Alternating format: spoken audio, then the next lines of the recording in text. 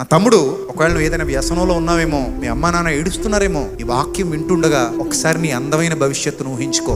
ఏ వ్యసనం లేకుండా ప్రయోజనకరమైన వ్యక్తిగా అమ్మ ముందుకెళ్ళి, నాన్న ముందుకెళ్ళి నిలబడి, అమ్మా నా సంపాదనతో నీకు చీర కొని ఇచ్చానమ్మా, నాన్న ఇక నువ్వు పనికెళ్ళొద్దు, నేను ఉన్నాను కదా, నేను చూసుకుంటాను, నువ్వు రిటైర్ అయిపో, నువ్వు హ్యాపీగా కాలు మీద కాలు వేసుకుని కూర్చోనన్నా, నేను ఉన్నాను కదా అనే పరిస్థితిని ఒకసారి ఊహించుకో.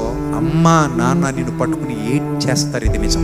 చెల్లెమ్మ, ఒకవేళ నీ వల్ల మీ నాన్న మీ అమ్మ ఇబ్బందులు పడుతున్నారేమో, ఫ్యూచర్ ఊహించుకో. దేవుని కృప వల్ల నువ్వు ప్రయోజనకరమైన వ్యక్తిగా మారితే, ఆ రోజు మీ అమ్మా నాన్న నిన్ను చూసి ఆనంద బాష్పాలు రాలిస్తే అంతకంటే ధన్యత ఉంటుందా ఈ జీవితానికి? నువ్వు ప్రయోజనకరమైన వాడిగా మారాలి, నువ్వు ప్రయోజనకరమైన వ్యక్తిగా మారాలి. నిన్ను చూసి మీ మమ్మీ డాడీ, పరలోకమందున్న తండ్రి కూడా గర్వపడాలి. నా బిడ్డ బలా నమ్మకమైన చిదాసుడా, I love you my dear son అని పిలవాలి. ఒక మాట చెప్తాను, గుర్తుపెట్టుకో.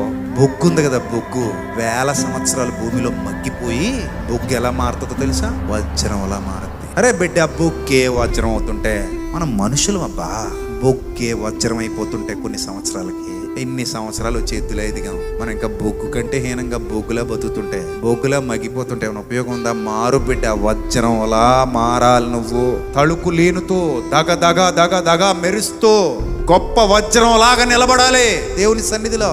నీ రూపం మారాలి, నీ ఆలోచన మారాలి, నీ ఆకృతి మారాలి, నీ జీవన విధానం మారాలి. ఒక బొగ్గు కోట్ల రూపాయలు విలువ చేసే వజ్రంలా తన రూపాన్ని మార్చుకుంది. నా కుమారుడా, కుమార్తె, నా తమ్ముడా, చెల్లెమ్మ, నా అక్క, అన్న, నువ్వు మారలేవా? ఒకసారి ఆలోచించండి, ఫ్యూచర్ ఎంత బాగుంటుందో.